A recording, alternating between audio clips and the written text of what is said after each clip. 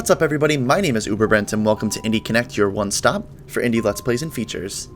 Today on Indie Connect we're going to be taking another look at Necropolis. Now the reason for that being, Necropolis just had an update literally today called the Brutal Edition, where they added some new characters, added some new assets, new weapons, new everything. It's almost expansion level, some of the stuff they've added to this game, so I wanted to try and highlight some of the new changes they've made, because this game has very quickly become one of my favorite indie titles from 2016. So we're going to dig right into it. New game. Now, the big thing with this one was you can play as a brute, as I'm sure you can see here. That was their big Twitter campaign, #PlayTheBrute. So you've got the male brutes, the female brutes, and of course you still have your slender characters, so that doesn't change at all. But seeing as how this is the fun new expansion, let's dig right into let's be this purple wonder right here. The Son of Deas, the Brute. Alright. Some of the same humor from before. Codexes contain the secrets of the ages. Within a book of the truths of the world are pulled asunder. Except for those by Edmund of the Stairs. That guy's a freaking hack. Their humor's always been on point. Alright, so one of the many new changes that they've made is the approach to the start of the dungeon, so to speak. Oh wow. Food and a potion right out of the get-go. That's pretty good. Before you had to walk down a hallway, you were in an opening room, and then you walked down that opening room, and then you were into a room with a couple skeletons, and then you took an elevator. It was a whole, like, because this game is, you're going to die a lot in this game. It's just kind of the nature of the beast. You went down this path to get started over and over and over, and that was a pretty major complaint. Like, just let's get back into it right away. And clearly that's something that Harebrained Studios has listened to. And of course you've got your vendor. Anything new with the vendor? No, it doesn't seem like it, although I could buy a new color. Or an axe right away, that'd be pretty rad. And then you've got your bookcase here. Oh, there's new books. I'm gonna have to look through those. I didn't even get that far yet. But that's cool. New books means new ways to play the game, which is always fun. Alright, so we're just gonna dig right in. Let's see some of the new things. I can already tell I'm slower. Oof, and that is a slow roll. Okay, so gather potions, decompose diggers, craft something to eat. Those will be my objectives for this run. Ooh, and attack animations are way slower too with the brutes, which again makes sense. I haven't even done anything yet, and I hear just a mess going on in the next room, so this is going to be fun. Open the door. Oh shit! Hi, hello. This is how we're starting me off. Okay. Hey, do you want to fight 100 guys right out of the get-go? And that's another thing I wanted to kind of bring up about this game, since I've made my first couple of videos, is they've really done a great job, like, just expanding the way the dungeons looked. I know my first couple of playthroughs, I felt like the initial areas were pretty bland, and it wasn't until maybe floor 3 that you started to see some, like, real cool variation with the levels. But even then, they were very flat, very plain. And I'd be willing to bet, depending on what the dungeon ends up looking like for this run, that there's going to be some big-time variety. And that's something I always appreciate when they added, like, a level of verticality to the game. It doesn't feel like you're on this floor. Oh, hi.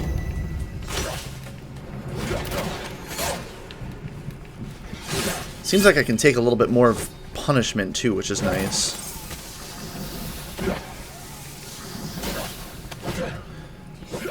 Oh. Yeah, sit down. Here we go. Just some regular ass. I guess I got a cracked longsword. That's kind of something. No, not that. I want the crack longsword. Thank you. Okay, this place feels real weird. Hi, spiders.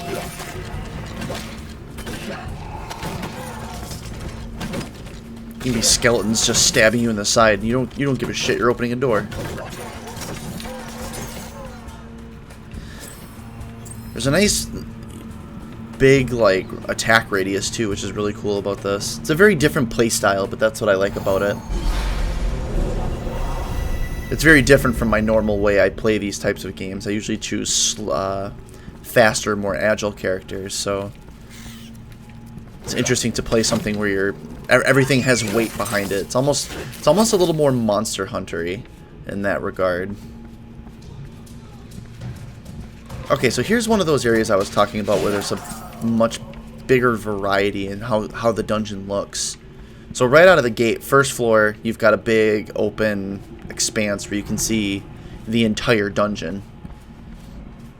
But what else is interesting is you've got some of these kind of like these areas where you can interact with stones to actually move platforms, and that's just a really interesting look for the game. Let's see what kind of trouble I can find down here. Hi guys, what's up, Beardy? I got my best purple coat on. You ain't gonna do nothing.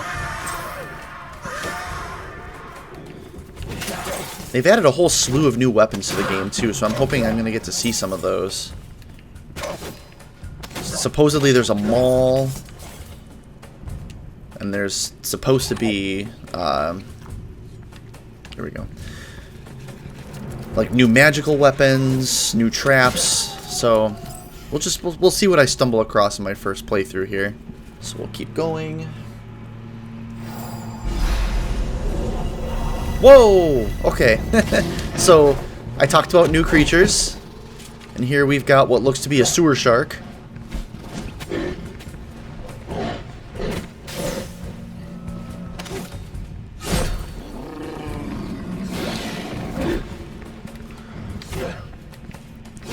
Like, I can't think of any other way to describe this other. It looks like a purple sewer shark from the 90s. Which God bless him.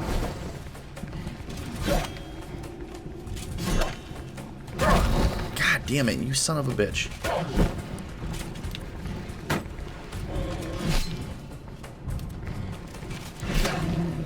Okay, there we go. Jesus. These guys are not fucking around. Okay. See, like, there's just more dimension. There's so much more dimension to the actual areas. You know, like, there's areas to go down, there's areas over here with entrances and exits. Like, it just, the whole world feels just more alive. Health should be looking pretty good at this point. Alright, now here's a guy that I want to get wrecked so I can get his sweet lightning dagger. There we go.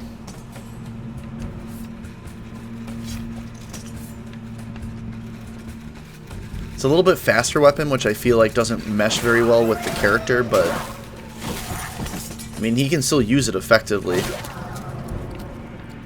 I would just prefer something that would have a little more weight to it. Weapons, that's something I've just learned.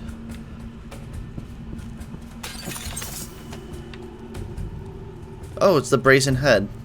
See, now that's really cool. I can actually see right where the next place is going to start. Right down there. And you can even get a feel. Like, I know it can't load in the entire environment for down there, but still, that's pretty awesome that you can see down to where I'll be headed next.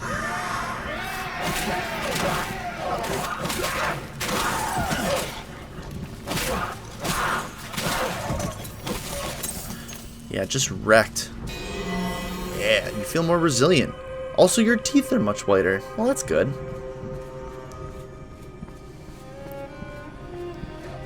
Good for my brute.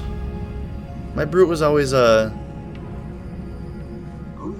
Always somebody... Oh, congratulations on not dying. And now, another level. Perfect. My brute was somebody who cares very much about gingivitis. Gingivitis claimed his family from him, so... He's very aware of the state of his teeth at all times.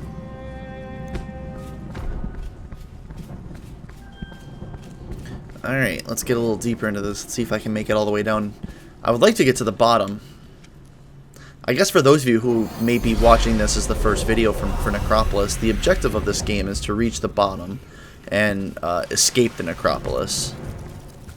Well, what's wrong, spiders?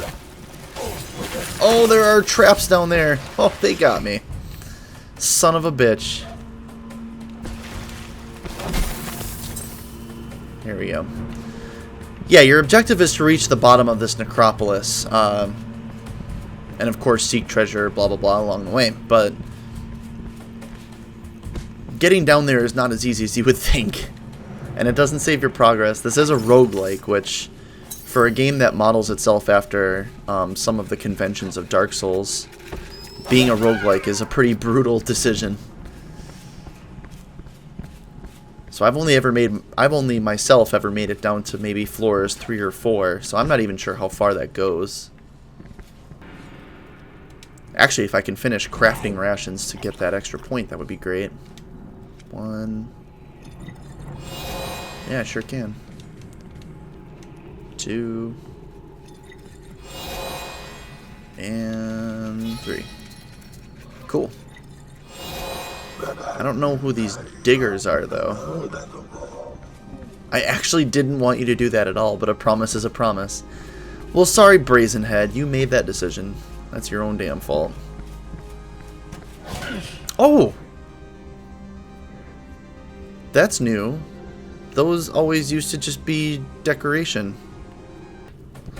Here, give me your rad shield. There we go. I always laugh. The shield used to look so big on the on your character if you were the skinny guy. So it's nice to see. Whoa! Holy! What the fuck is that? Okay. Oh my god! There's a sewer shark and there's a giant kraken in the pond.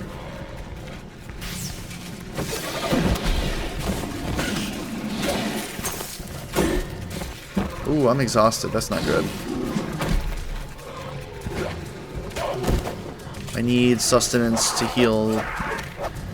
Yeah, here. If I could just get... Is that giant kraken again? Ow. If I could get like a 5 just to... Whoa!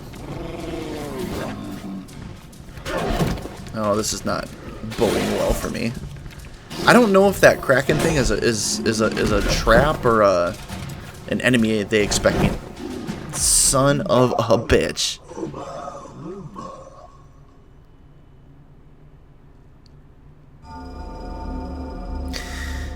Okay, well, that's Necropolis for you. It gets brutal real fast. So that's a lot of the updates that I had there that they added to the new brutal edition of Necropolis. You can go out on Steam and buy this literally right now. As a matter of fact, as I'm recording this, I'm fairly certain it's on sale. Very well worth it. This game is fantastic. It's a lot of fun to play. It's just it's a great roguelike that brings in those Dark Souls elements. So make sure you go check it out. Be sure to like, comment, subscribe. Let me know what games you're seeing. Let me know how far you're getting down into this Necropolis, because I seem to have hit a wall. And with that note, keep it locked right here to Indie Connect.